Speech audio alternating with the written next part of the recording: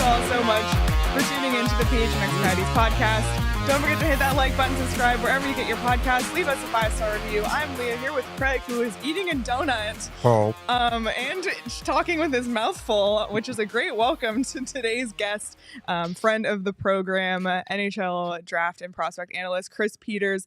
Chris, welcome back to the show. Thank you so much for joining us. Hey, it's my pleasure. Thanks for having me. You had a donut earlier today, I understand? I did. Where do you get your donuts, Chris? I go to Dunkin' Donuts, Okay. which is right by my house. And ever since it's been there, I've basically become a part owner. So, I figure as with the amount of money that I've put in there, I should be. So we have a local place. We have Dunkin' here, obviously. We had a Timmy's for a while, which is kind of overrated. Okay. Donuts aren't very good. But we have a place called Bosa. And Leah was my favorite PHNX employee until today. What? Shane and Sean both brought in donuts. No, Sean didn't bring in donuts. I can't take credit for that. That was our diehard, Daniil. Oh, Yeah. okay. Yeah. Our diehard Daniil and Shane are brought my new Daniil favorite up here. people. Yeah. Because we have 3 boxes of Bosa donuts, and I'm here eating a chocolate donut. So Leah's going to work for a while I finish eating, okay?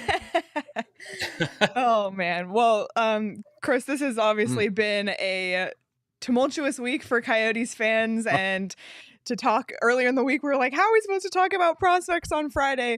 Luckily, things have settled a little bit, so we're going to try and keep it on the ice for today's show and bring in your expertise to talk about the 2023 NHL Draft. So first question for you, is the headline of this draft still the top 4 and then everybody else?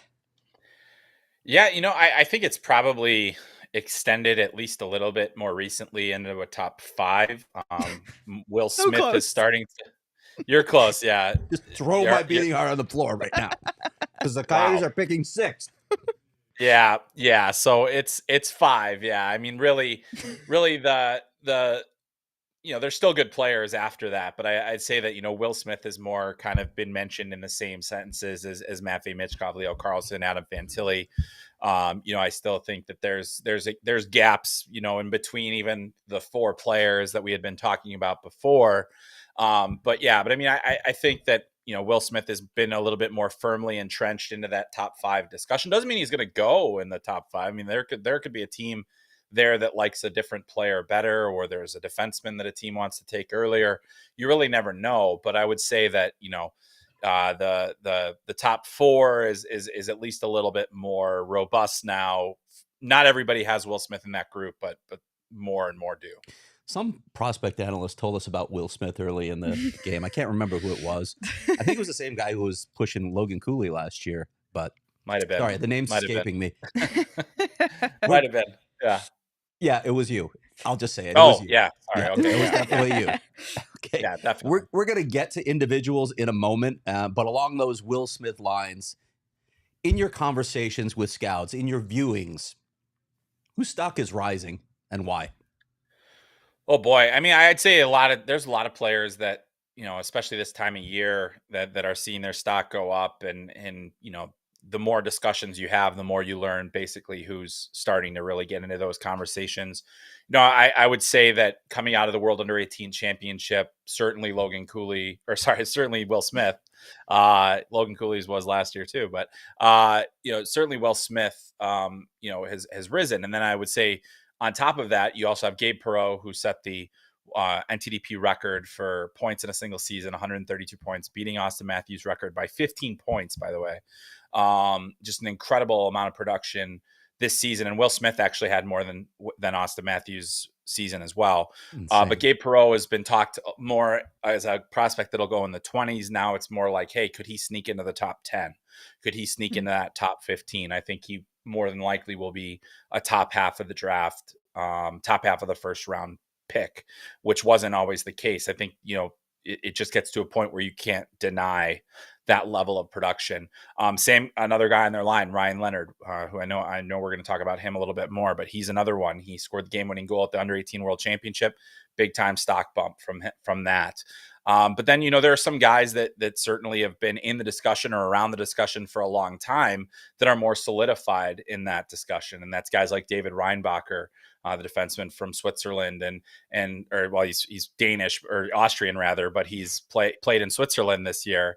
So that's a name that's kind of like creeped up a lot of the boards, and certainly looks like he'll be the consensus. He's as close to a consensus top defenseman in this class as I think we're going to see, even though Axel Sandin Pellikka is another one that has gotten a lot of buzz. So he's in that mix too. He had a great under 18 world championship. Tim Wielander is another one from the world under 18s that stock is on the rise.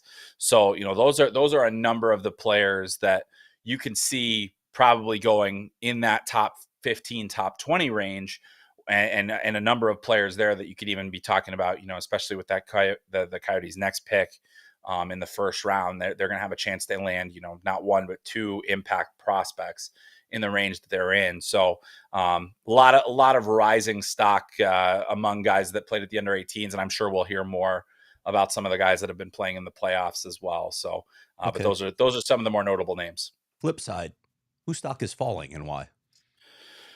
Yeah. I would say throughout the last several months, and probably going back to the World Under 8 or World Junior Championship, Edward Schale, he had a fair under 18 Worlds. A lot of his production came against lesser opponents. He kind of disappeared in some of the games. I think there's some concerns about his overall compete level, which has seen his stock drop. He's certainly skilled. He certainly has all the capabilities, but I'd say that his stock has started to tail off pretty solidly.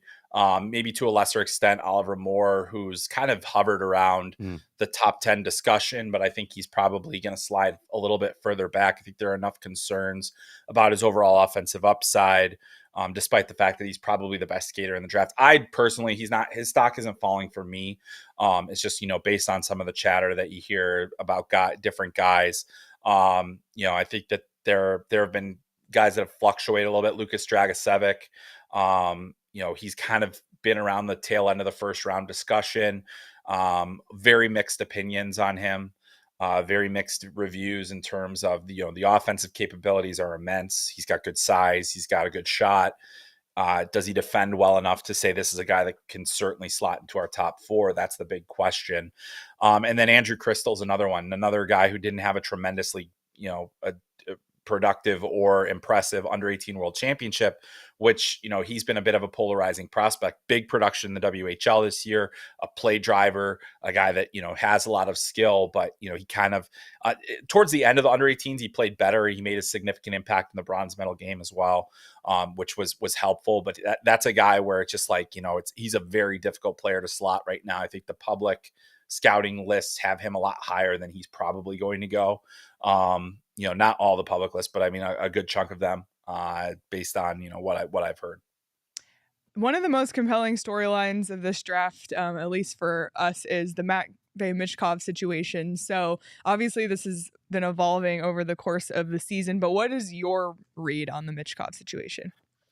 I think that the conversation around Michkov is also closely tied to all of the other players around him. The fact that a guy like Will Smith is getting more in that conversation is because, hey, can we afford to leave that much value on the table and take the big risk of drafting Matvei Michkov, knowing that we won't have him for, 3 years, knowing we won't have the uncertainty in Russia continues. I don't think that no team is denying his talent. No team is denying that he has the potential to be a game-changing prospect, a franchise-altering prospect. I mean, maybe to a lesser extent than the guys like Connor Bedard and maybe even Adam Fantilli. But there's still a wide array of people that believe that he's just a tremendously gifted offensive player. And when you have a player like him that scores the way that he does, that played as well as he did in the KHL this season, that has the track record that he does internationally, they're very rare. And so that's the discussion that you have to also weigh. Is it beyond the realm of possibility that a team like the Sharks might take him in the 4th pick? No, but I think I have a very hard time seeing him going in the first 3. And then at that point you have to decide, does he get past the the Canadiens? Does he get past the Coyotes? Yeah, I mean, like there are all these different kinds of scenarios at play. I think that the situation is that the value of the players that are available around him is going to contribute more to the fall of Matvei Michkov than the Russian situation. Now, that's still a major factor, and that, you know, if we didn't have that, I think it'd be probably, you know, less likely that he would go. But I think that the players that are around him are good enough. If there was such a gap between him and Will Smith, you would still take Matvei Michkov and just have the patience, because you're saying this is the potential to change our franchise. This player has a chance to be, you know, a very significant player. I think teams are continuing to do their due diligence. They want to find out every little element. How much does he want to come to North America? How much is it going to be a possibility to get him out? You know, what are the contract parameters that could potentially get him to leave early? I think that that's very unlikely that you would get him to leave early. It is happening with Ivan Miroshnichenko, who was drafted by the Capitals last year, but he had a clause, you know, or at least a verbal agreement from the team that when he felt like he was ready to come to North America, they would let him go. You know, Michkov being property of SKA St. Petersburg, that's not an organization that tends to make those kinds of concessions. So I would say that it's more likely that he would play out the duration of his contract. Now, if information were to come out before the draft that we previously didn't know about, you know, whether there's a clause or if there's, you know, capability for him to leave early, that could change the dynamic. But I think that more than anything else, you know, there's a chance that he slides further into the top 10. I have a hard time seeing him getting past either Washington or Detroit. Right. You know, I just, you know, I think that those are teams that aren't afraid to take the chance, and would probably love to take the chance to get a player like that late. But I think at the top of the draft, the risk element and then the quality of the players available are going to combine to likely lead to a draft day fall for Matvei Michkov. All right. Do you have follow-ups? Yeah, on I that? do. A couple. Do you know who's representing him, first of all? In North America, I don't know, actually. Okay. Yeah. When you're talking about the political landscape right now, there's literally a war waging right now. How do executives weigh that? Is there any precedent that they can pull upon? Who are they talking to get a sense of how that might impact things? That's a great question. I think that they're aware of it. I don't think that they're necessarily counting it as a major factor in the decision process, because as we've seen in the last couple of years, Russian players, Yaroslav Askarov, most recently Nikita Chibrikov came over, signed with Winnipeg. Shahir Mukhamadullin signed with San Jose last offseason. The best players, by and large, will want to come. And unless there's, you know, legal grounds for them not to leave the country, like in the Ivan Fedotov situation, which remains the thing that's in the back of everyone's mind. Ivan Fedotov, Philadelphia Flyers draft pick, Right. detained in Russia, signed a contract with Philadelphia, was detained in Russia and was basically accused of dodging his military obligations. I don't have a lot of intel in terms of what Matvei Michkov's obligations are, if he's fulfilled them, whether he will have to fulfill them at some point. I don't know exactly all the parameters of that. That's a factor, but I'd say that the overwhelming kind of narrative here is that the best Russian players still want to play in the best league, and they still will come to the National Hockey League. I don't think there's anybody that's concerned that, you know, they've been able to get players in and out of Russia. I think there are definitely some teams that are hesitant to allow their players to go back, you know, with all the fears that exist. I mean, we had a bit of a scary situation with Kirill Kaprizov at the end of last offseason that got resolved, thankfully. But I think that there's not necessarily too much weight being put on the fact that the conflict continues, and this is it's tough. It's tough to quantify, and there's certainly, in Right. terms of precedent, I mean, we're talking about like Soviet era defections. So we really haven't seen anything quite like this. Yeah, and I wonder, if there's not concern, I wonder if there should be, or if there should be at least be more intelligence gathering on that front. It'd be an interesting thing to dive into. Before we get into the rest of the pack, we have several players that we want to talk to you about specifically. I'm going to ask you, based on that Logan Cooley conversation, and obviously there was Logan Cooley news today. He opted to go back to the University of Minnesota for his sophomore season, which was really not a surprise. We thought that was coming maybe even before the vote went sour for the Coyotes. But if you had to look back at that draft now, and I know some of these guys haven't played an NHL game, would you redraft it? Let's just do the top 5. How would you redraft the top 5, Chris?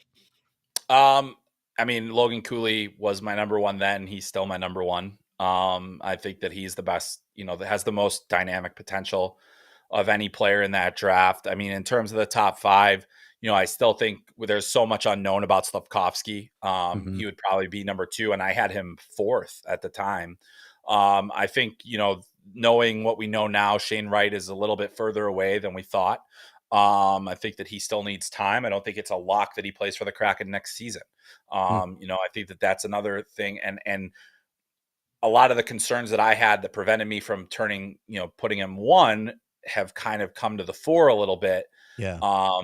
And he also with a loaded Windsor team, they got bounced in the playoffs right away too, and he didn't have much of an impact in that series. So those are some, but I think that there's still probably for him, he's probably still in that 3 spot. It's a little more tenuous at that point. I think David Juracek is still a very I really like David Juracek a lot. He was my number 1 defenseman going into the draft. And I think that he had a tremendous season in the AHL this year, great World Juniors. Just really like him. So he'd probably be my 4th, and then 5th, potentially would be Simon Nemec. Still a very good player. I think that he's had a strong go there. So, I think that we would have that more likely to me. I think there are a lot of other guys like Jimmy Snuggerud, who plays with Logan Cooley at Minnesota. I think, you redraft it, he might go a lot higher. I still think Cutter Gauthier is a really good prospect. Maybe, it would be between him and Nemec for me in that top 5 discussion. And I think that there's a real good case for Gauthier to stay where he was at 5. But I mean, I think that, to me, Logan Cooley, with the season that he just had at Minnesota, with the things that he's done over the course of this last year, the fact that he was so good at the World Junior Championship, and then now he's going to, this is great news for the University of Minnesota, but it's also great news for Team USA at the World Junior Championship, which is going to have a real opportunity to go on a bit of a run with, you think about the U18 season they just had, winning the gold medal. Now you've got that group that was so close to winning a gold medal, with the Cooley and Gauthier and Snuggerud and all those guys coming back. Yeah. Now you're saying, hey, we got a real opportunity. So I just think, to me, Logan Cooley, at the time, he was the most dynamic player in the draft. I still feel that way. I think he's gotten meaner, stronger. And he's always had that fiery competitiveness to him. The one thing that I would like to see from him going forward, he's so confident in his puck skills. He sometimes tries to do too much. And we saw that a lot at the World Juniors, and it didn't work. And you've got to learn, and the thing is he shouldn't have been able to do that at the college level either, but he was, he was having success, and it helps when you can dish off to Snuggerud or Nyes, and that helped. But yeah, I mean, I think that going back a year or two is really, I mean, I made a case for it before. I think he could have come out and it would have been fine, but I really think that, we want to see him learn some of those things. We want to see him be a little bit more of a distributor, and less north-south in terms of, just trying to skate through everybody, because he's such a dynamic talent. Use that creativity smartly and make sure you're making the right plays. And I think that'll help this extra year, because I think he could be a dominant player. And now Minnesota's got, a realistic shot at going back. Yeah. And I know a lot of Coyotes fans are concerned about his decision to go back. And look, long term, sure, if they don't get this arena thing resolved, that might be a concern down the road. But this is not uncommon in college now. It feels like going back for a sophomore season, like 2 is the new 1 and done in college hockey. It is. Yeah. 2 and through is the new motto here. And, I think that you look at the different players that have gone this route. Typically, we've seen it with defensemen. We see Cale Makar, Quinn Hughes, Luke Hughes. Matty Beniers went back for a second year, and was a Rookie of the Year candidate. Owen Power went back for a second year as a number 1 pick. I mean, the pressure that I'm sure was on him to sign, and he decided to go back. The reason that, so more and more of these players that spend 2 years will never once see the American Hockey League. Yeah. Guys that have come out 1 year, like the one and done is starting to go away. There's 2 factors because of that. There is a clear development advantage for players that stay that second year because they are still playing against older, stronger players. They're playing fewer games, which means they're doing more weight training. They're getting more practice. And all of those things matter. The other thing is, too, it's just fun. Like, get another year where you are in a winning environment, get another chance to, you're a college athlete, you're getting that experience. People discount that, how important that is in the decision process. But being a college student before going on and making millions and millions of dollars, as alluring as that is for most of these players, they're perfectly content to stay in a situation that they are enjoying hockey, they're enjoying their life outside of hockey, and then they're getting an opportunity to continue to develop.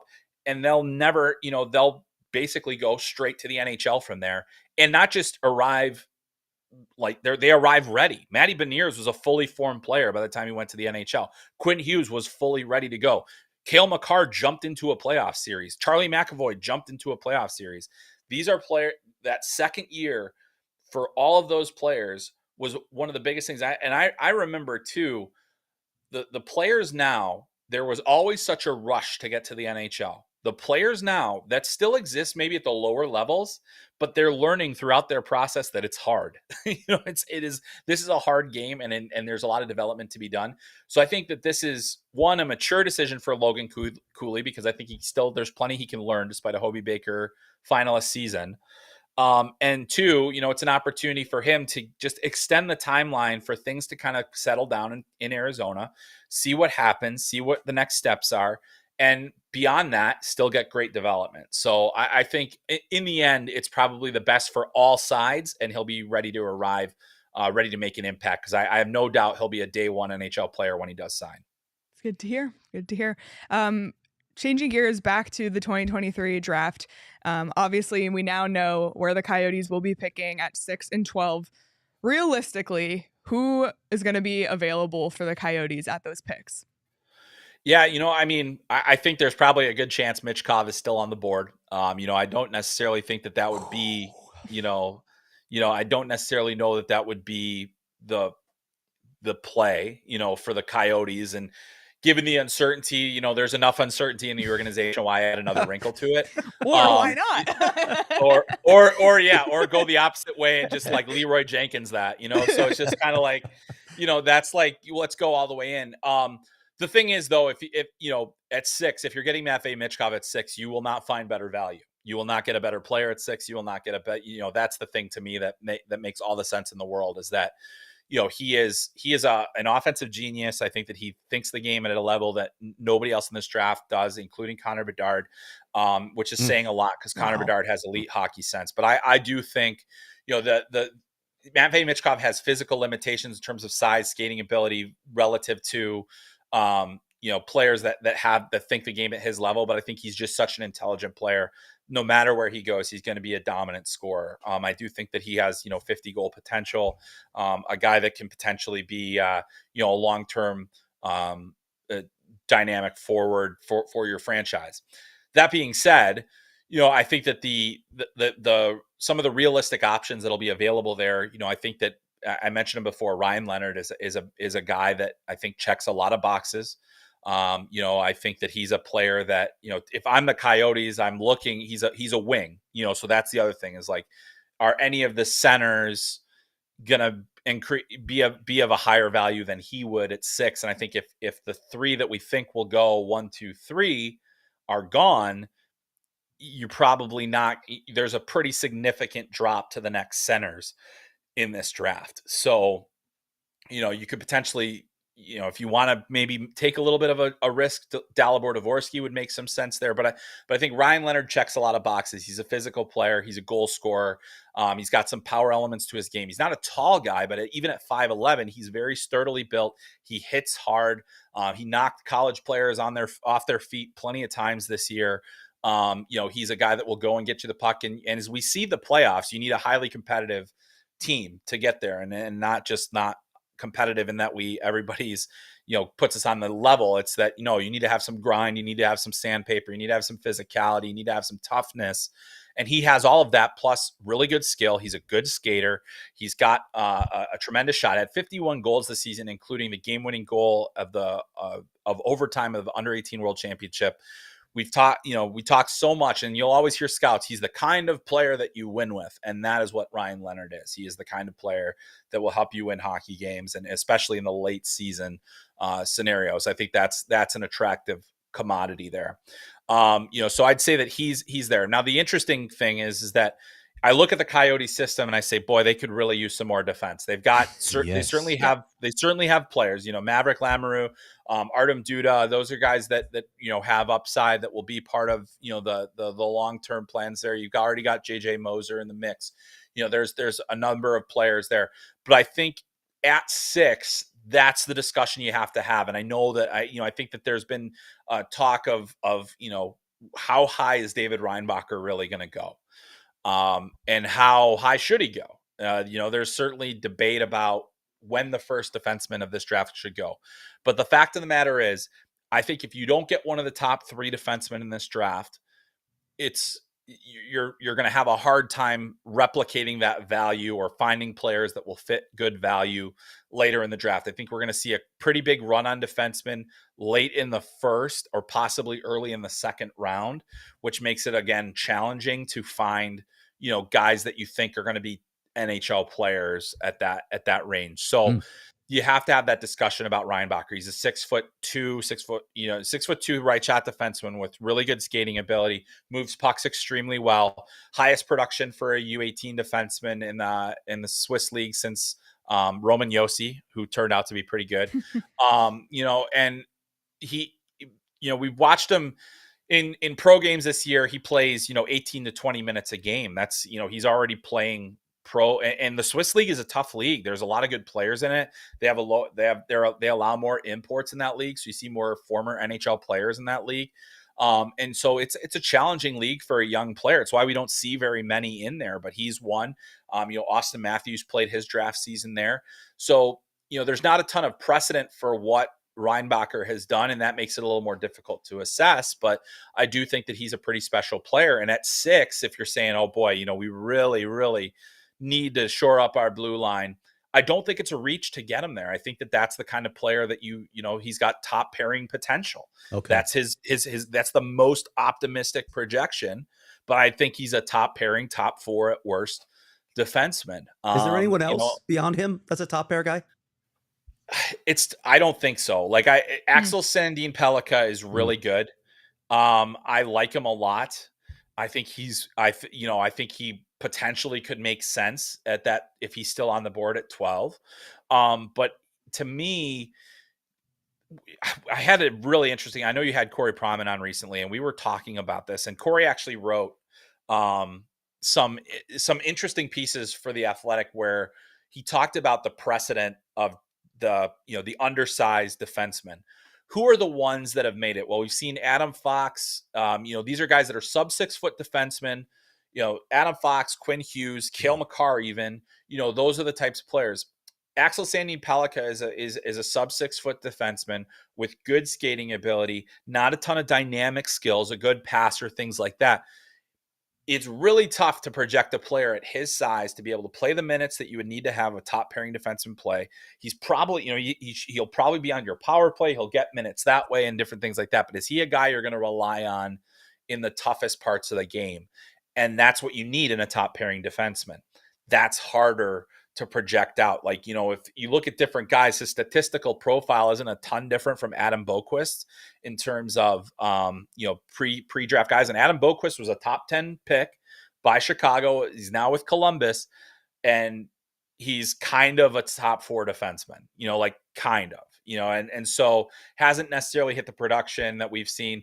And I would say that Adam Boquist was a more dynamic offensive player than Sandin Pellikka. I will say that Sandin Pellikka has a higher level of hockey sense. And so that allows him to potentially, make a larger impact, to play in tougher minutes, to play in different roles. He did make the Swedish U20 team this year and eventually played his way into a top pairing situation there.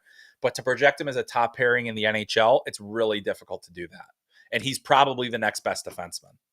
All right. Good to know. We're going to ask you just about a couple of other guys. We've already touched on a couple of them here. But let's start with Matthew Wood out of UConn. Yeah, he's a really interesting and intriguing player for a lot of reasons. He's got size, he's got scoring ability. He was the youngest player in college hockey this year, averaged close to a point per game. He is, his skating is not great, which is probably the thing that holds him back from being a true top, top like a top 10 lock, because I think that a lot of the other things he does makes him a very attractive talent. He was a leading scorer in the BCHL the year before joining UConn, and he was an offensive leader there. And then we got to see him at the Under-18 World Championship playing with Macklin Celebrini, who would probably be the number one pick next year. And those two made some magic together at that tournament. They really did. And it showed that Matthew Wood has really good hands, good vision, a good understanding of how to create offense. I think of the players in this draft, one of the things he does as well, if not better than everybody else, is finding the soft areas of the ice to score goals. But then he's got this combination, this kind of weird combination where he can pop into those soft spaces, kind of, like back off the play and be in the right spot for a more dangerous scoring chance. But he also goes hard to the net. He drives the middle of the ice. He's got some power. He plays well below the faceoff dots. So that speaks to a lot of teams as well. And that's why, between that 6 and 12 range, that's probably where he's going to go, because he's got the size and the finishing ability. And so that's going to be the interesting dynamic there is, how highly do you value those traits and that scoring ability versus, not the best skater, probably could stand to get a little more physical. I'd like to see the compete level rise just a little bit more, get his blood pressure, just want to see it go up a little bit, but he also has just these tremendous offensive tools. So very interesting prospect and player. I think he's going to be a really good pick. I assume that he's going to be, kind of in that top 15 range. But it could be between 6 and 12 that he goes. So, I think he's starting to look more like a top 10 pick for me. And that's another guy that, had a really good under-18 Worlds, had a good season, and was able to, prove to everybody that their eyes were not deceiving them. He really is a good offensive talent. All right, you touched on Edward Shala a little bit before, but let's dive a little more into that one as well. Yeah, he's an interesting player because the first time I really had a chance to see him was at the Under-18 World Championship last year, and he was awesome there. I was like, man, this guy's going to be a top 15 pick, no problem. And I thought that he was going to be kind of one of the top offensive guys this year, but he didn't necessarily have a breakout season. He produced 14 points in 43 games. The Czech league is really difficult to score in for a young player. He had 3 points last season in 10 pro games, played primarily at the U20 level where he was dominant, and now and then he played all season at the professional level. Now, he did have 6 points at the Under-18 World Championship. A lot of that came against lesser talent. He didn't necessarily get he was in a big role. They needed more from him, quite frankly. He did play at the World Juniors. I thought, he spent a lot of time with Yuri Kulich there, and Kulich was one of the top young players in the AHL this season for the Rochester Americans, and those two really seemed to feed off of each other. And I thought that was good, but we didn't see Shala really dictate as much. At his best, he is, a tremendous passer, a guy that makes good reads, can set up trigger men, and you can give him good passes, put guys in good scoring areas. He has enough competitiveness to dig out pucks down low, win some battles. He's got a pretty projectable frame too. At 6'1", he's a little bit on the lighter side. So once he bulks up, you expect him to be a little bit more effective in the corners, at the net front, different things like that, because he is a little bit on the lighter side right now, a little lanky. But, I think his passing ability and his offensive sense are really high end. It's just a matter of, is it high end enough to kind of offset some of the things that we saw this season where he just wasn't necessarily, taking the game over, different things like that. So I think he's fallen off the pack a little bit. I think there's no doubt in my mind he'll be there at least at 12, but probably will be around even longer than that. Starting to look maybe less likely that he'd go in that range that we had talked about before. But I mean, still a player with tools, still young, just turned 18 in March. He's got plenty of tools that are projectable for an NHL guy that could be, if everything goes right, a top 6. But I think with the season he had, you're starting to hedge your bets a little bit more with a player like him. Okay, the last guy we want to ask you about is Yaroslav for Daniil. Is it But? But, yes. Yep. Yes, spelled but pronounced But. Yeah. Yeah, but as in I'm going to change topics in a sentence here. So Interesting player on a number of fronts. The first thing that jumps out at you is his size, 6'5", 6'6" on a good day. A guy that has tremendous physical presence, and also can score. Really good hands. I mean, not just good hands for a big guy, but just good hands. I mean, just really soft hands, can make plays, can make defenders miss. Definitely a little bit heavier with the feet. Russian. So that's, again, you're starting to say, okay, what do we do with that? But the thing that I really like about the player, and what I've liked about him, as I've watched him, and he's another guy that Corey was like, you are way too low on him. You got to watch him more. You got to see what he does. You watch him and it's just like, gosh, he looks so dangerous out there all the time, and I think he's got a great nose for the net, a really good shot, great release off the shot. He had 15 goals this year at the U20 level, and actually 2 goals at the KHL level as well, and even got into one playoff game, or dressed for one playoff game with Locomotive. So, the thing about these Russian players is it just helps so much to see them in international competitions. Yaroslavl, that looking at a player's MHL production is really hard. And looking at how they play in the MHL, because that's at a level that's probably comparable to, most junior, like it's good. It's a good enough level of hockey, but there's a lot of teams that are just, there's a real haves, have not situation in that group. And so it makes some of those games a little bit tougher to assess. He was dominant in the MHL playoffs this year. And it would have been nice to have a chance to see him play, guys at the World Juniors and things like that, if he would have made the team. But, I think that for me, it's all about upside. And he's, 6'5", 6'6", 200 plus pounds with great hands and a shot. Those guys are always going to have a chance. Those guys are always going to get the benefit of the doubt, and you're going to try to squeeze every ounce you can out of him. I think he's a late first for me, but at the same time, he's got such tremendous skills that you wonder if a team is willing to take the risk on a player with just his unique package, and the fact that you look at what Tage Thompson did this year, and that's a big guy with good hands, with, that can score. Can Daniil But get to that kind of level? And if he does, you've got a superstar on your hands. So I think that it's all about upside, because there's a rawness to him. And there's obviously the huge risk factor with drafting any Russians, but particularly, ones that the further down the draft you go, maybe the less you feel comfortable about, will they actually come over? Because I do think that part of the calculus with Michkov is, a team's going to be saying a lot to him if they take him really early in the draft and saying, we're going to give you everything you need to succeed here. That doesn't necessarily always happen with the guys that get picked in the late first and the early second and things like that. So it's a different dynamic that way as well. But if a team really wants to invest in him, they will. All right. Well, this has been amazing as per usual. As always, yeah, seriously, giving us a lot to think about, a lot to be excited about, despite some other things going on for us. It should be nice distraction here. Happy to provide it. It's a good way of putting it. Yeah, we appreciate it as always. Thank you so much for joining us, and hopefully we'll chat with you again soon, or see you at the draft. There's a good chance we'll have you back on. Yeah, absolutely. Bring some of those donuts down to Nashville. Oh yeah, we will absolutely. If our flight doesn't get delayed in 2 days again. Yeah, I'll be in Nashville. Beautiful. We'll see you there. All right, sounds good. Thanks, Chris. Thanks everybody. Chris. Appreciate it. Thanks, yep. Awesome stuff.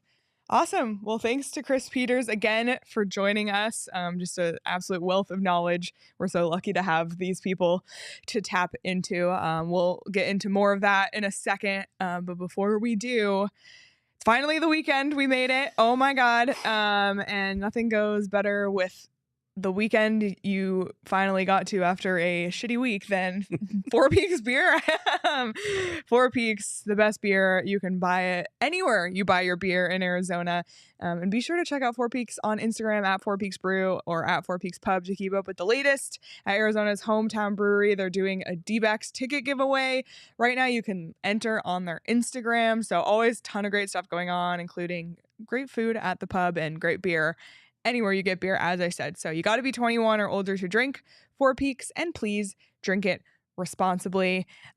We got the Western Conference Final kicking off tonight. And Petey's in Vegas. He might be calling in here in a little bit. He's been texting all of us anyway. He's been texting us nonstop, blowing up our phone. I've already talked to him twice on the phone this morning. He's already called Sean once. Have you talked to him on the phone? I've talked to him as well, Yep. yes. My goodness.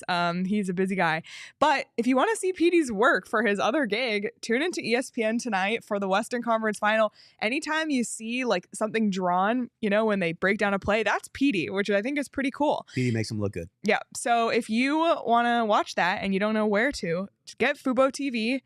You can watch ESPN on there. They have 140 plus live channels of sports, shows, movies, and news, plus 1,000 hours of cloud DVR, which could have come in handy last night when that game went to quadruple overtime. And I'm sure a lot of people just wanted to go to bed and this close to 5 overtimes. Watch it in the morning. I know. Nuts. Seriously. So check out Fubo. They have a ton of great stuff on there. Watch the Western Conference Final on ESPN tonight with Fubo TV. You can use the link in the description to sign up for 15% off your first month of Fubo Pro. All right. Anything Chris said there that you want to touch on? I just, the Michkov situation fascinates me. Yeah. I just don't know how it's going to play out. I agree with him. There's no chance he's going to drop to 12, especially when you look at teams like Washington and Detroit who have historically taken chances on Russian players. There's no chance he's going to be there at number 12. If he's there at number 6, I know there's a lot of talk about maybe getting Reinbacher or getting another forward that's talented, but when you have a chance to get a game-changing player, I'm going for it. I'm trying to sell ownership on that if I'm Bill Armstrong, because those are the type of players you need to win cups. They have a couple really intriguing prospects in Logan Cooley and Dylan Guenther, who again is just ripping it up in the WHL playoffs right now. But just keep stacking really good players. You have a chance to get a guy who's considered one of the top 3 players in this draft. If he's there at 6, and given the Coyotes timeline, take the swing. Go for Michkov. That's my opinion on that one. Especially like we've keep mentioning how his timeline, like if he does come here, works perfectly with the Coyotes timeline, and even more so now. Whatever that timeline is, we don't know. More to come. But it would, and to watch, like, it's just when Chris came on, he said, yeah, like, because we said, is this the top 4? And everyone else, he said, well, it's really the top 5. It's like a knife to the heart because the Coyotes are picking 6. The last 2 weeks has been a knife to the heart, honestly. The Coyotes have had so many misses, so many stumbles, so many falls. Coyotes fans have suffered so much. Like, if we can look back and if they get Michkov and in 10 years you think, can you believe they got him at number 6 and he's like an elite NHL talent? Mm-hmm. Like, it can make all of this, not all of it go away, but we need some sweet for all of this pain, because some franchise players. This has just been such a difficult time, and just to have something good come out of all of this would be amazing. Another thing I want to mention that he said was, again, we talked to NTDP. Look how good I'm getting at that, by the way. Yeah, you got it done. Coach Dan Muse last week or the week before. No. Okay. And he mentioned Ryan Leonard, and his name comes up again as a guy who checks a lot of boxes, and the style Bill Armstrong loves too, right? Definitely. And now that we know the Coyotes are picking 6, like, let's just say Michkov's gone and Will Smith is gone. To me, Ryan Leonard is a guy who kind of fits the bill, if you will. Yeah, and I my sense is that the Coyotes scouting staff, and listen, I want to preface all this by saying, this is lying season. Stuff that you hear from executives, from teams, stuff that gets floated or leaked, it's often a lie. It's often misdirection. This happens in all sports, to throw other executives off the scent of what you might be doing. But I get the sense that the scouting staff still believes that this draft is heavy on forwards, even past number 5. I'm not sure. I know Chris thinks David Reinbacher could be a top pair defenseman. From what all the people I've talked to, he's the only guy in this draft who anyone thinks could be a top pair guy. And it's not a certainty. It's not even close to a certainty. If you feel better about a forward in that spot, you still have to go with your gut. Yeah, you always say best player available. Do we have someone calling in? I don't remember telling him that I was ready. Vegas? Okay. But we'll just leave him in the green room. Yeah, leave him in the green room. Yep. We've done it to Craig before. Yep. One other thing I want to talk about that he said is the Logan Cooley thing, which I want to spend a minute or two on here, because I think there was a lot of anxiety among Coyotes fans when Logan Cooley announced he's going back today, and obviously you can point to the timing, like after the arena vote, whatever. But for weeks we've been saying it was just as likely he was going to go back to college as it wasn't. And I'm sure, he clearly took a lot of time to weigh this decision. We don't know the exact reasonings behind why, but what Chris came on and said today, for me, it made me feel better. Like this whole idea of instead of one and done, 2 and through, and how we've seen, and I think Matty Beniers is a really great example because he stepped into and the reason I say that is just because he's a forward. A lot of the other examples were defensemen, but for Matty Beniers, like he did not miss a beat this season. He's almost a shoo-in for Rookie of the Year winner this season, and if the Coyotes can have a Matty Beniers and Logan Cooley, or even maybe more. I mean, Chris even said he still feels strongly that Logan Cooley was the best player in the 2022 draft. For me, if he's going back to college, even if maybe he could have been ready for the NHL, we keep talking about overbake Logan Cooley. Take your time. And listen, like maybe in the next few weeks here, we'll have some more stability on the future. And when he does decide to come, hopefully next season, everything is aligning. I want to make something clear on that too. I don't think the Tempe vote was the only thing impacting Logan Cooley. There's a good chance Logan Cooley was going back anyway. For all the reasons that Chris just discussed, this has become the norm in college hockey now, where guys go 2 years. It really allows them to develop physically that extra year. So don't think that was the only factor at play here. It was definitely under consideration, but that was not the only factor. The other side of this, I know people are freaking out that this could become a Blake Wheeler situation. Is it possible? Sure. If the Coyotes are in arena limbo after this college season, I'm not sure what Logan Cooley's going to decide. And as you know, NCAA players, once they graduate from school, once they leave school, they can become free agents if they have not signed with a team that drafted with them.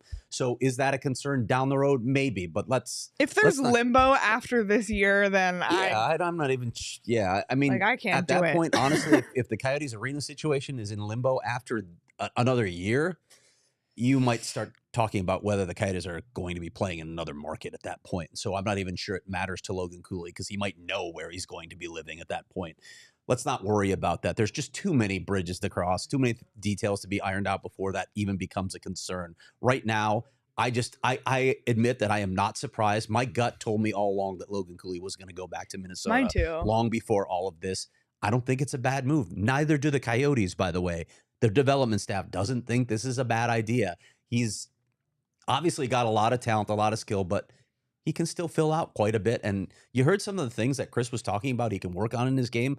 Completely agree. That's literally a conversation that I had with Chris.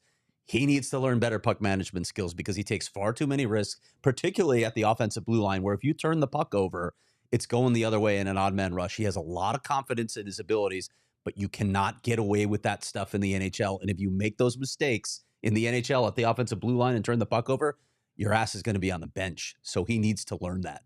Yeah, absolutely. So don't fret. Don't fret. It'll all be okay, I think.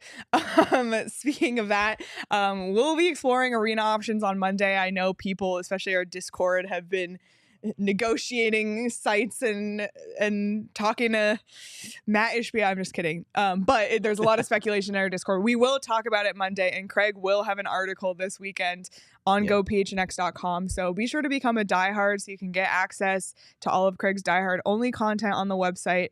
Did you want to say anything else? Yeah, just a moment on that. I know there's a lot of talk, like all the focus is on Fiesta Mall now because it's become public that the Coyotes are considering Fiesta Mall. Yeah, I think it's a site that's under consideration, but slow your roll on believing that's the absolute site that they're targeting. I think there are other options out there, and there might be better options, and that's what I'm going to get into in this weekend story, maybe as soon as tomorrow morning. Awesome. Really looking forward to that one. So like I said, become a diehard. Check out phnxlocker.com to grab your membership and receive exclusive content, discounts on all events and merchandise, and access to our Discord chats. And speaking of discounts on events, we just had Chris Peters on. We are still going to the draft in Nashville, and we still want you to come with us. So giddy up, boy howdy, yeehaw, whatever you want to say, and join us in Nashville at the NHL Draft. You can get your tickets at gophnx.com/events. And if you're a diehard, you get a discount. There's already a really fun group of us going, and we would love for you to come as well. You got a handful of tickets left, right? Just a handful. So get them now before it's too late. We're just over a month away. It's just going to be a blast. So we hope to see you out in Nashville. Sorry, Petey. I know we're keeping you waiting, but give me one more second. Are you talking Illegal Pete's here? Yeah. It's kind of a perfect segue because Petey's in Vegas. So Illegal Pete's. Who knows what he's getting up to? But if you want to check out Illegal Pete's, they have a location on Mill Ave. If you're in Tucson, they have a location on University. Unbelievable. They have happy hour every day from 3 to 6 p.m. I speak about the queso every single time, but their margaritas are very good too. And right now you can stop in either the Tucson or Tempe locations for a house beer bucket for you and the whole crew. 5 pints for $15. Soak up the sun with a loaded burrito and crisp beer on the patio. By the way, like, this cloudy weather is kind of nice. I do so like it. Yeah, take advantage before. Take this for July and August too. Yeah, before we hit the hundreds. Illegal Pete's, it's your go-to spot for burritos, buddies, and beer. Okay, we won't keep him waiting any longer. We can bring in Petey, who is calling from somewhere in Las Vegas. Petey. Look at him. It's a walking and talking segment. I will say this. Where am I? T-Mobile? You are T-Mobile. I will say this. It's hot. It's hot here. You guys are talking about cloudy.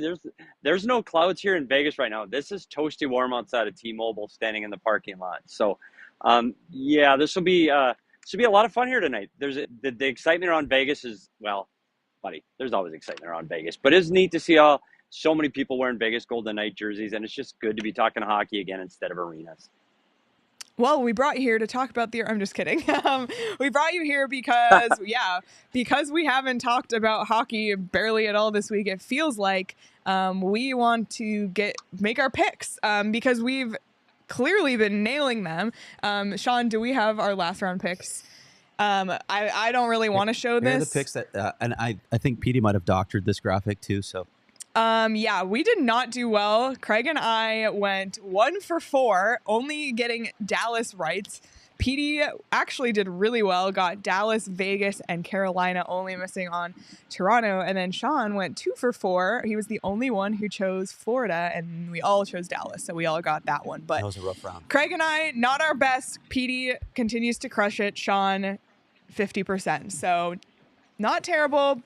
Petey, how are you feeling about the Eastern and Western Conference Finals? We obviously have one game in the East under our belts, which it could not have been closer. So I guess it could really go either way. But what are your initial thoughts? Let's just start with the East. Start with the East, and first of all, couldn't have 2 more evenly matched teams, which is great. They both play very similar in style. I still like Carolina in the series, even though they lost game 1. I think Carolina wins this one. I said in 5, but after losing last night, I'm going to change it, and I'm going to say Carolina wins this one in 6. They have to win game 2 at home, though. They have to win game 2. But I like Carolina in the series. Can I go next? Sure. I'm going to stick with my anti-Carolina thread that's run through this entire postseason, and I love the Florida Panthers. I'm all aboard the Matthew Tkachuk train now, and I'm going to continue texting Keith Tkachuk to ask what it's like to be the second best Tkachuk ever to Don Skates, because Matthew Tkachuk has been a beast, and he won it last night in that marathon game. I'm going with the Florida Panthers. Wow. All right. I feel like whatever I say will curse who I choose, because Stay away from me then. I think I haven't picked a single Eastern series correct this entire time. That's not even a joke. So I'm so sorry to do this to the Carolina Hurricanes, but I'm picking Carolina. I agree with Petey. I'm a little concerned since they lost game 1 at home. Obviously, like, it could not have been a closer game than it was. It really could have gone either way. Carolina's a beast at home. The fact that Florida took 1 at home is concerning to me. But I like the Hurricanes. I like what they've been doing this playoff, so give me the Hurricanes. Sean? As Petey puts it in beeping. reverse. I know. Sorry. I thought this was a sound effect that was going to be explained. No. No, this is real. Roaring Fork taking the words out of my mouth. Florida can't get any respect no matter what they do. I'm riding with future Conn Smythe winner.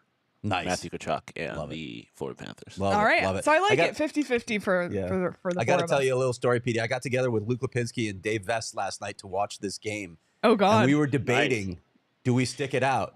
Thank God we didn't stick it out. It would have been ugly because we went to a bar. Did you guys have a sleepover? Yeah. No. See, We were in a bar. What if you're there live? It would not have been pretty. I would have been Ubering all the way back to Gilbert. well, you'd be there till 2 a.m. So Yeah, all I got to say nuts. is, please don't do that to me here in Vegas today. I don't want to be I thought here of you. It's a 5:30 start here in Vegas, and I do not want to be here till 1 a.m. So let's go. Speaking of the West, in the West, I have the Dallas Stars in the Stanley Cup Finals from day one. I'm going to stick with the Dallas Stars. They're the road team here tonight in Vegas. Ottinger needs to play better. Jason Robertson needs to play better. This power play is hot. Pavelski is hot. I like the Dallas Stars. I'm going to go Dallas Stars in 6 over the Vegas Golden Knights. Well, Petey's give us the actual game predictions. I'm not going that far, but I'm riding with you there. I think Dallas is built for the playoffs. I love what Rupi Heinz is doing. He's the other Conn Smythe Trophy candidate in my mind, along with Matthew Tkachuk. And actually, we shouldn't ignore what Sergei Bobrovsky is doing in this postseason so far. Yeah. But I'm going with the Dallas Stars as well in this series. I've felt all season long that something ain't quite right with the Vegas Golden Knights. I did not quite a believer. I definitely don't believe in their goaltending to carry them to a cup. I think Dallas is winning this series. I feel a little better about the West because I've been a little better in the West. I, in good conscience, can't pick Vegas. I hate the Vegas Golden Knights, so I'm picking the Dallas Stars. Sean, dare to be different or no?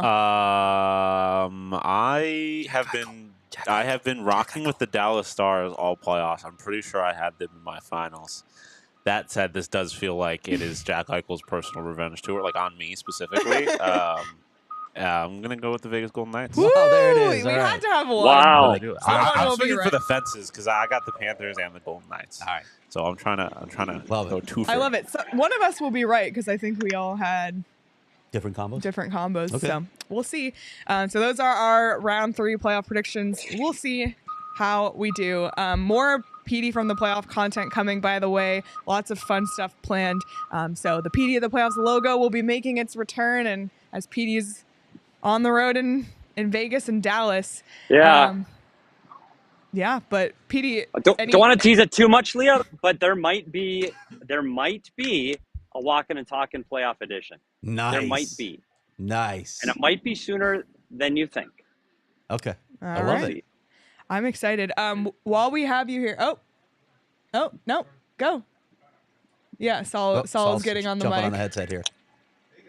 Hey guys, Hey, how are we doing today? good. How are you? Hey, before you guys go and wrap up, and since you have PD on, I just want to take a moment to say thank you guys. I thought what you guys did this week was fucking incredible, especially considering all the bad news that we got earlier in the week, how you guys have handled it, and more importantly, how you guys have handled really the last 6 months in educating as many people as possible about everything that was going on, and what I'm sure will continue to be an education process as we move forward. Thank you guys for all your hard work. I think you guys have done amazing stuff, especially considering the scope, which is just outside of the normal just team coverage like a lot of us fortunately get to do. You guys had to go above and beyond because there were so many other logistics a part of Coyotes coverage. So thank you guys for everything that Thank you you, guys Saul. have done. Saul. Appreciate that. Thank you. All right. PD, while we still have you here, let's wrap up. I know it's been a long show, but I feel like we need to end with something fun, and we didn't get to it last week. So let's do a weekend binge. And PD, I'll let you go first so we can get you out of here. Yeah, what are you watching? Like I don't know, Kazakhstan TV now? Do you have a streaming service No. out of Kazakhstan you want to recommend? I am going back to BritBox and I'm watching Murder in Paradise, which is a English cop who is in the Virgin Islands solving crimes. Murder in Paradise. Okay, All right. Love it. you got something? Yeah, I have 2 things actually. I know I'm really behind on this one, but I started watching The Night Agent on Netflix. It's pretty like Ooh. cheesy, Really basic, good. but I actually have been loving it. entertaining. It's very It is. entertaining. So I've been loving that. And then the other one, and I was gonna say this last week, but we didn't get to Weekend Binge. Silo on Apple TV. If you like dystopian sci-fi, It's phenomenal. It's about a group of people, like in some future, living in a silo underground. They've been there for 140 years, and they think they can't go outside, but also nobody really knows why they can't go outside. Every history from beyond 140 years ago is completely erased, and it's just phenomenal. A great cast. Rebecca Ferguson, Rashida Jones, just really great acting and just a great story. So there's 4 episodes out on Apple TV Plus Silo. Speaking of cheesy entertainment, Kiefer Sutherland in Designated Survivor. Oh yeah, I I've been watched watching that a few years I'm having ago. fun with it. It's somewhat predictable, but it's entertaining. So Marty Walsh was the Designated Survivor this past year, by the way. Hockey tie-in. The other show that I just started watching is a post-apocalyptic show, because we all know that's how I roll. Station 11. Really interesting, sort of mind-bending as well. So I'm just beginning that one. I'll have further report on our next weekend binge. I've only watched 1 episode, but I'm definitely going back. The entire family is going back for more. Sean, got anything? No, not really. Okay. Just going to be watching some baseball this weekend, probably. Yep. Oh, man. Petey, anything else before we let you get out of here? No, I just think it's finally for this show, it is good to be talking. We talked to Chris Peters, and we got to talk hockey. And I know we are the place to go for arena news, but it's just nice to talk hockey. So hopefully over the next few weeks, we can switch gears and start talking about draft and the playoffs. Yep, absolutely. All right, Petey, we'll let you get inside. You're out in the sun there, so we'll check in with you later. Yep. Go cool off, buddy, and don't get hit by that See you truck guys. that's backing up. Bye, Petey. I know. Bye, guys. Oh, man. All See ya. right, bye. Before we wrap up, people have been wanting us to talk about the Coyotes tweet. So yesterday they tweeted a poll, where would you want to see us play? And you can vote in the poll, Scottsdale, Gilbert, Mesa, Chandler. And then today they had another unhinged, but like in the best way, tweet. They said, Pack, if this tweet gets 20,000 likes by the end of the day, we will leak our new arena plans. And then I saw like there was a tweet that the job posting was online. Like that's a total coincidence, by the way. I hope you all know that that's not real. I've been loving personally I think they're having fun with it. Yeah, I'm on what board else with are you this. gonna do? Just lean into it. I know there are people that are annoyed by this. They think it looks unprofessional. You mentioned that the Kings really started down this road, but Vegas really changed the game for social media. I think this is what social media is all about. Have fun with it. Go down this road. Go ahead. It doesn't matter. It's not going to change anything. Just have fun with it. Be lighthearted. Be able to laugh a little bit at the craziness that's all around us. Yeah, it's been what just happened? I don't know what happened there. It's been so heavy. Just like have some fun with it. I like that they're being lighthearted, because to me it shows some confidence that this will get done. Like we said, like Tuesday, we went to bed thinking this team could not be here by the end of the summer, and now we know they're here at least this next year. And Craig, like we said, will reveal in his article some options, but yeah, I think it's hilarious. Go for it, Coyotes. We've always been the black sheep of the NHL, so why not continue? Right. Oh, man. But speaking of fun, if you're looking for some fun, check out Octane Raceway and Mavericks this weekend. On Memorial Day weekend, Mavericks has free bowling for veterans and active duty personnel who show their military ID from 10 to 3. In addition, the venue will be open early at 10 and feature doorbuster deals, including buy one, get one free $20 game cards and buy one, get one free laser tag from 10 to 11. So especially as it starts to heat up and you're looking for an indoor activity, Octane Raceway and Mavericks, so much fun. So book some fun this spring at Octane Raceway and Mavericks. Kart racing, virtual reality, laser tag, axe throwing, bowling, arcade, great food and drinks. Axe throwing. Yeah, Who doesn't want to throw an axe? Well, if you want to get out some frustration, go Seriously. throw an axe in a safe, controlled environment. Tons of different events throughout the summer. That you should have a photo of someone in particular on the other end of that axe, but if you can think of anyone that really angers you right now, based on recent news, go for it. Craig is not endorsing that. Check out OctaneRaceway.com and Mavericks.com to learn more. And definitely don't take OGs before you go throw an axe. That's a bad combo. Don't do that. But try out OGs this weekend if you've never tried them, especially after the stress of the week. OGs has something for everyone. They have a happy balance, strawberries and cream, CBD, THC, 1-to-1 ratio. They have sleep edition, aquaberry gummies. They have microdose gummies, just delicious flavors, something for everyone. And as always, you can find them at your local dispensary at ogsbrands.com. You must be 21 or older to enjoy responsibly. I know we had one super chat. I don't want to miss it before we wrap up here from Nicholas in Denmark, our new friend Nicholas. Nice. Just want to say this. You guys do a fantastic job. Thank you, Nicholas. Thank you for tuning in all the way from across the pond, and everybody who's here in our chat day in, day out, getting through this together. I feel like this is the most pack therapy we've ever done in our year and a half, almost 2 years of doing this. So we will get through it together. Like I said, Monday we'll talk more arena stuff because I know the people have been wanting that, but we needed to talk about hockey and on ice for a minute. And thanks again to Chris Peters for doing that with us. Anything before we wrap up? One little thing. My daughter Erin is spending her last day in high school today. Wow. Yeah, it's the last day of school. So shout out, E. I love you. We will definitely celebrate tonight. Awesome. Congratulations. Congratulations, Erin. What an accomplishment. Heading to ASU. To the Barrett Honors College. That's right. Love it. Yep. Love it. All right. Well, thank you, everybody, again. Hit the like button on your way out. And if you're listening on audio, leave us a review. It really means a lot. I go back and read them all the time. So we appreciate you doing that. You can follow us on Twitter at Leah Merrill, at S. Peters Hockey to keep up with Petey at the playoffs, at Craig S. Morgan. Follow Sean at Sean_to-pause. Follow the show at PHNX_Coyotes. Enjoy the rest of your weekend, everybody. And we will see you on Monday.